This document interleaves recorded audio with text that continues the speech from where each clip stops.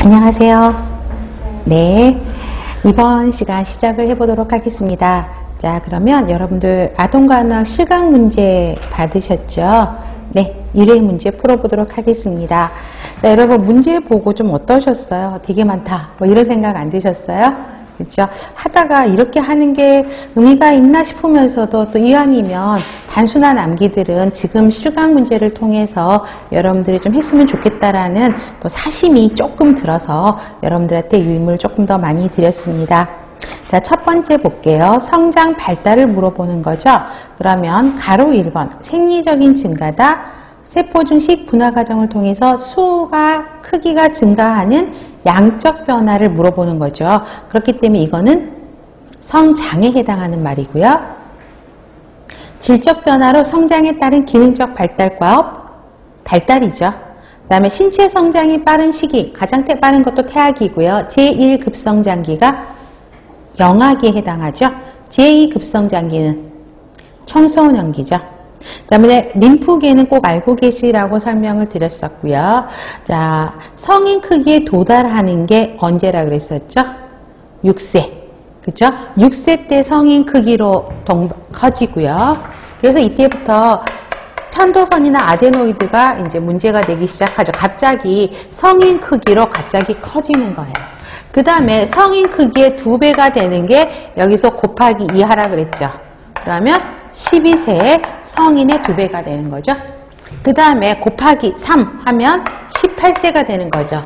그래서 성인의 2배로 커졌다가 다시 성인 크기로 줄어드는 게 18세라는 것입니다. 그래서 외우기는 어렵지 않을 것입니다. 자, 그 다음에 각 이론과 별로 이제 발달 이론들을 정리해 드렸습니다. 자, 프로이드의 성심리 발달 이론. 그럼 영아기는 어떤 단계죠? 리비도가 어디로 가 있다? 입으로 가 있다 그랬었죠. 그래서 구강기라고 설명을 하고, 이때 이 구강기에 관련된 것들이 잘 이루어지지 못하면 자, 이런 특징을 보이게 됩니다. 그래서 이런 특징이 뭐였죠? 4글자로 정의하시면 고착 현상이죠. 그 다음에 두 번째, 자, 오랄 스테이지에 갔었어요. 그랬다가 이 리비도가 성적 에너지가 유아기 때는 어디로 가요? 그렇죠. 항문관략근이 발달하게 되죠. 그래서 항문기로 넘어갑니다. 그래서 이때 항문기에는 배변 훈련이 이루어지는 게 요 시기죠. 그 다음에 학령 전기에는 요때는 성적 에너지가 생식기로 가게 되죠. 그래서 성적 변화를 서서히 느끼게 되게 되죠. 그래서 적절한 성 역할을 습득을 하는데 어떤 부모하고 동일시가 이루어지죠? 동성 부모일까요? 이성 부모일까요? 동성 부모죠. 그래서 여아애들은 엄마를 따라하고 남아애들은 아빠를 따라하면서 그런 부모, 동성 부모하고 동일시를 통해서 성 역할을 습득하게 됩니다. 학령기는 학교 들어가면 바쁘다 그랬죠. 그래서 남근기에 있던 성에 관심이 조금 줄어들어요. 그래서 잠복기라고 설명을 하고 있고요. 청소년기는 2차 성징이 나타나면서 생식기라고 하고 있습니다. 다음에 에릭슨의 사회심리 발달 이론 보면 요거는 멋으로 정리 꼭 해야 된다 그랬었죠. 자, 영아기는 첫 번째 신뢰감 대 불시감. 그래서 신뢰감 대 가장 중요한 거는 엄마와의 아니면 주 양육자와의 애착관계를 형성하는 게 가장 중요하고, 그다음에 유아기는 이제 1살 이후부터잖아요. 그러니까 걸어 다니기 시작하죠. 자율성이 확립되는. 그렇기 때문에 뭐예요? 자율감이 되게 되죠. 근데 그거를 막 하고 싶어서 걸어 다니는데 부모가들이 통제를 하게 되면 수치감, 자기가 하고 싶은 일을 못하게 하면 수치감이 느껴지는 거고요. 학년 전기는 상상력이 굉장히 풍부하게 발달하게 되죠. 그래서 내가 한다라는, 내가 할게. 그죠? 그래서 솔선감이 발달하게 되고 그게 이루어지지 않으면 죄책감이 나타나게 되고요. 학교 들어가면 부지런해야 돼요. 근면기죠. 근데 근면감이에요. 그런데 근면감이 하지 못하고 부모의 기대가 너무 크거나 또 아동이 그 부모의 기대를 충족하지 못했어요. 그러면 열등감을 느끼게 되고요. 청소년기는 성적 정체감 대 역할 혼돈이 일어나는 것입니다. 4번 피아제 인지발달 이론입니다. 감각운동기는 2세까지를 이야기하고 2세까지 꼭 발달해야 되는 게 뭐였어요?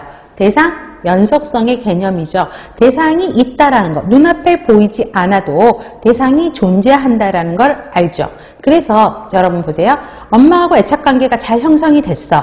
그래서 대상 연속성의 개념이 발달을 했죠. 근데 애가 엄마가 안 보이니까, 분명히 엄마가 있는데 눈앞에 안 보이니까 엄마를 찾으면서 우는 게 대상 연소성의 개념이에요. 그런데 이제 엄마가 애가 조금 이제 커지면 한 2살 정도가 되면 엄마가 있다는 걸 알고 엄마가 어디에 있다는 것도 예측이 되죠. 그렇기 때문에 그때부터는 울지를 않는다는 거예요. 그래서 대상 연소성의 개념이 발달하게 되고 조작하기 전이에요. 그렇죠? 그렇기 때문에 전조작기는 2에서 7세. 그래서 전조작기는 2개주로 나눠지죠. 전개념기와 직관기로 나눠지게 됩니다.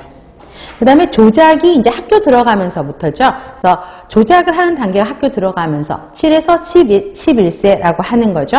그래서 자, 구체적 조작기죠. 그래서 그 전까지는 보존개념, 가역성, 분류 이런 거 못해요. 학교 들어가기 전이니까. 근데 학교 들어가니까 보존개념을 알게 되고 그 다음에 가역성, 순서 바꿔놓어도 다시 퍼즐을 맞췄다가 해체했다가 다시 맞출 수도 있고 이런 거를 할 수 있는 게 구체적 조작기입니다.